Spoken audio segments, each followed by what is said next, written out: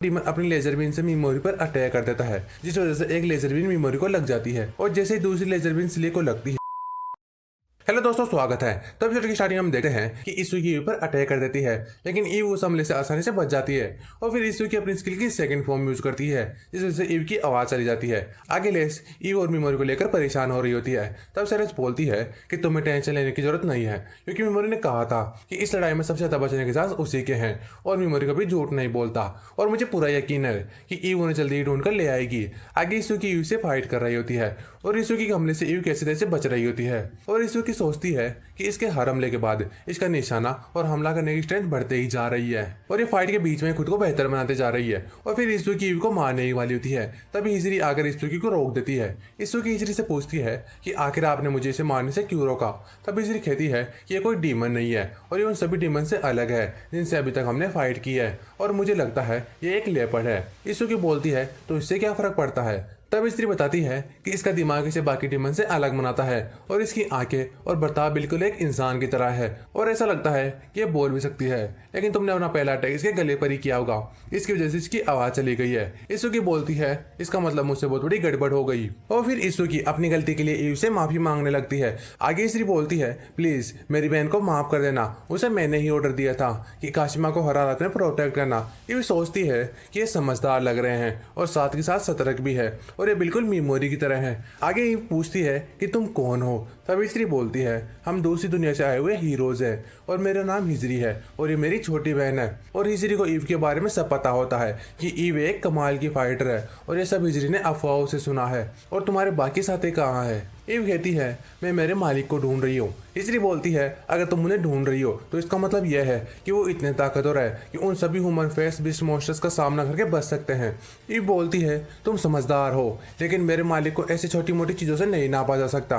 और फिर ईव वहाँ से निकल जाती है। आगे मेमोरी अभी भी उन मॉन्स्टर्स को अपनी पैरालाइज और बेशार्क स्किल से मार रहा होता है और तभी मेमोरी के पीछे से एक मॉन्स्टर आकर मेमोरी पर हमला कर देता है। तब मेमोरी पिग्गीमारू की हेल्प से उस डीमन पर अपनी स्किल यूज करने लगता है, लेकिन पिग्गीमारू इतनी देर से लगातार फाइट करने की वजह से कमजोर हो जाता है और कुछ नहीं कर पाता। इसलिए रेंज में आते ही मेमोरी अपनी स्लिप स्किल से उस डीमन को सुला देता है और बाद में पॉइजन दे देता है और फिर मेमोरी पिग्गीमारू को थोड़ी देर आराम करने को बोलकर अपनी नॉर्मल फॉर्म में आ जाता है। मेमोरी सिले को भी बोलता है कि तुम जब भी थक जाओ तो मुझे बता देना और अगली बार मैं तुम्हें सेरेस के पास ही छोड़ आऊंगा। और मेमोरी को इन सबसे चोट लग जाती है और अब मेमोरी का लेवल बढ़कर 2000 तक पहुंच जाता है, लेकिन इसके बाद भी मेमोरी की स्ट्रेंथ और चोट रिकवर नहीं हो पाती। लेकिन अभी भी एक ह्यूमन फेस बीस्ट मॉन्स्टर छुपकर मेमोरी को देख रहा होता है और वो समझ गया है कि बिना टारगेट दिखाई दिए मेमोरी अपनी स्किल यूज नहीं कर सकता। और फिर मेमोरी एक प्लान बनाता है जिस वजह से मेमोरी सिले के ऊपर बैठकर वहां से भागने लगता है और वो डीमन भी छुपकर मेमोरी का पीछा करने लगता है और फिर वो डीमन अपनी लेजर बीन से मेमोरी पर अटैक कर देता है, जिस वजह से एक लेजर बीन मेमोरी को लग जाती है और जैसे ही दूसरी लेजर बीन सिले को लगती है सिले मेमोरी को लेकर नीचे गिर जाता है। तब मेमोरी पिग्गीमारू को बोलता है कि प्लीज क्या तुम मेरा एक आखिरी काम करोगे। और फिर वो डीमन फिर से मेमोरी पर अटैक कर देता है, जिस वजह से चारों तरफ धूल ही धूल हो जाती है और मेमोरी अपने हेलमेट से उस डीमन का ध्यान भटकाकर आसमान से आकर उस डीमन को पैरालाइज कर देता है और बाद में अपनी बेशार्क स्किल्स उस डीमन पर यूज कर देता है। आगे मेमोरी बताता है मैंने अपने हेलमेट से तुम्हारा ध्यान भटकाया और सिली की हेल्प से आसमान में चला गया ताकि तुम्हें अच्छे से देख सकूं और तुम खुद को छुपाकर मुझे इसके यूज करने से तो रोक रहे थे, लेकिन साथ के साथ तुम खुद ही मुझे नहीं देख पा रहे थे। और अब मेमोरी का लेवल बढ़कर 2017 तक पहुंच जाता है, लेकिन मेमोरी की चोट अभी भी रिकवर नहीं हो पाती। आगे वो डीमन मर जाता है, जिस वजह से मेमोरी की सिल्प स्किल का लेवल अप होने के साथ साथ एक न्यू एडवांस स्किल भी अनलॉक हो जाती है और फिर सिली भी अपनी नॉर्मल फॉर्म में आ जाता है और मेमोरी अपनी चोट की वजह से हिल नहीं पा रहा होता है। तभी मेमोरी पर एक डीमन फिर से अटैक कर देता है, लेकिन मेमोरी कुछ कर पाता उससे पहले ही ईव आकर उस डीमन को मार देती है और फिर ईव सभी को उठाकर वापस जाने लगती है। और रास्ते में ईव मेमोरी को बताती है कि आज मैं तुम्हारी क्लास की 3 लड़कियों से मिली थी जिनका नाम काशिमा, हिजरी और इसुकी है। मेमोरी बोलता है तुमने उन्हें मेरे बारे में तो नहीं बताया ना। ईव कहती है मैं तुम्हारे और उनके रिश्ते के बारे में कुछ नहीं जानती, इसलिए मैंने किसी से कुछ नहीं कहा। मेमोरी बोलता है तुमने सही किया और उनके लिए बेहतर यही होगा कि वो यही माने कि मेमोरी मर चुका है और हो सकता है बाकी हीरोज मेरी रिवेंज में कोई रुकावट खड़ी कर दे। और फिर ईव सभी को लेकर वापस आ जाती है, जिन्हें देख सेरेस और लेस बहुत खुश होते हैं। आगे सेरेस मिमोरी और सिले के जख्मों पर पट्टी कर देती है और ईव बाहर जाकर पहरा देने को बोलती है। मिमोरी कहता है तुम रहने दो क्योंकि तुम भी बहुत थक गई हो, लेकिन ईव मिमोरी की बात न मानकर पहरा देने चली जाती है। आगे मिमोरी को नींद नहीं आ रही होती है। तब सेरेस बोलती है कि क्या हुआ, तुम्हें नींद नहीं आ रही क्या? मिमोरी कहता है मुझे टेंशन हो रही है, शायद इसलिए नींद नहीं आ रही। सेरेस बोलती है मैं भी बहुत एक्साइटेड हो रही हूँ, इसलिए मुझे भी नींद नहीं आ रही। और फिर सेरेस मिमोरी को उसकी गोद में सोने को बोलती है। तब मिमोरी सेरेस की गोद में सो जाता है।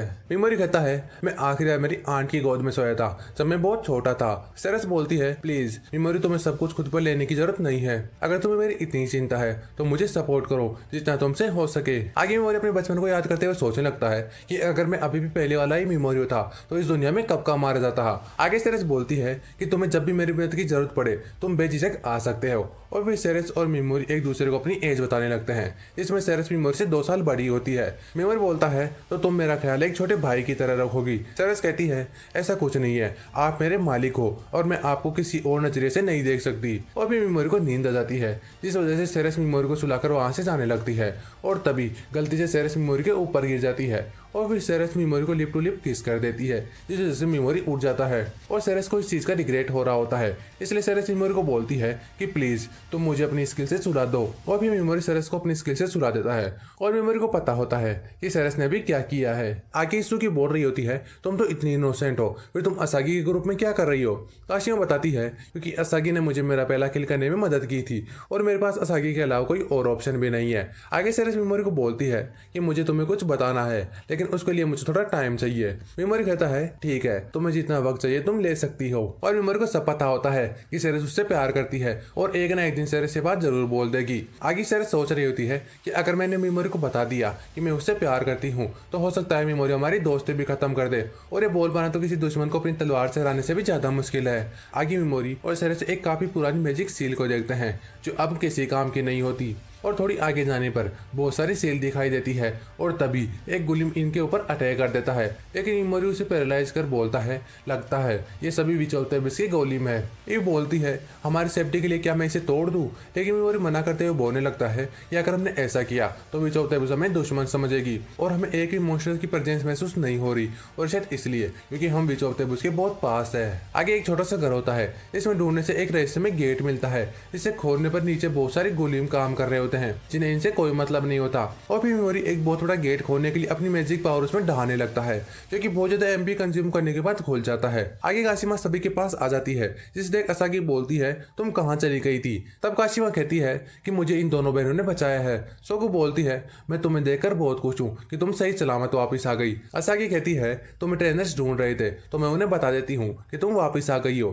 आगे काशिमा सोच रही होती है कि अब चाहे कुछ भी हो अब मुझे स्ट्रॉन्ग बनना ही होगा। आगे श्री बोलती है कि हमने काशिमा को बचाकर बहुत अच्छा किया क्योंकि वो सोल्जर जो हमें जंगल में मिले थे लगता है उसी क्लास वालों को मारने आए थे, और अगर काशिमा मर जाती तो इसका बुरा इफेक्ट सोगू पर पड़ता और सोगू का दिल टूट जाता जो कि सबके लिए बुरा होता। आगे मिमोरी उस गेट से बाहर आकर बोलता है कि ऐसा लगता है कि हम किसी दूसरी दुनिया में आ गए हैं जहाँ पर सब कुछ अलग है। आगे इनके सामने विचोल्तेबुस आ जाती है जिसे देख मिमोरी सोचता है तो यह है विचोल्तेबुस जो उस फॉरबिडन मैजिक स्क्रॉल को पढ़ सकती है और जिसकी मदद से मैं अपना रिवेंज ले सकता हूँ। और यहाँ पे गॉडेस बोल रही होती है कि सभी ट्रेनर्स को मैसेज भेजो कि ग्रेट डीमन एम्पायर की आर्मी में हलचल देखी गई है, इसलिए हमारे हीरोज को तुरंत वापस बुलाया जाए। और अब मुझे ये भी देखना है कि अब कितने हीरोज मरने वाले हैं और कितने स्ट्रॉन्ग बनकर वापस आएंगे। आगे भी बोलती है जिसे तुम इतनी दूर से ढूंढते हुए आए हो वो मैं ही हूँ और मेरा नाम विचोल्तेबुस है। और अभी भी मिमोरी सोच रहा होता है कि यहाँ तक पहुंचना आसान नहीं था, लेकिन फाइनली मैं यहाँ पहुंच गया और अब असली कहानी शुरू होगी। बस थोड़ा सा और वक्त गॉडेस, फिर मैं तुम्हारा सब कुछ खत्म कर दूंगा। और इसी के साथ सीजन 5 का लास्ट एपिसोड कंप्लीट हो जाता है और आखिर हमने विचोल्तेबुस को देख ही लिया, क्योंकि एपिसोड 2 से हर एपिसोड में विचोल्तेबुस का नाम 5 से 10 बार आता था, इसलिए एक बार तो देखना ही था कि आखिर विचोल्तेबुस दिखती कैसी है। और आखिर इन्होंने सीजन के लास्ट वाले एपिसोड में दिखाई दिया। वो बात अलग है कि हम लास्ट में कोई एक्शन नहीं देख पाए, लेकिन कोई ना, सीजन 2 का इंतजार भी कर लेंगे। और अगर आपको भी रिलीज होते ही सबसे पहले सीजन 2 देखना है तो यहाँ से हमारे चैनल को सब्सक्राइब कर ले। और इसी के साथ थैंक्स फॉर वॉचिंग।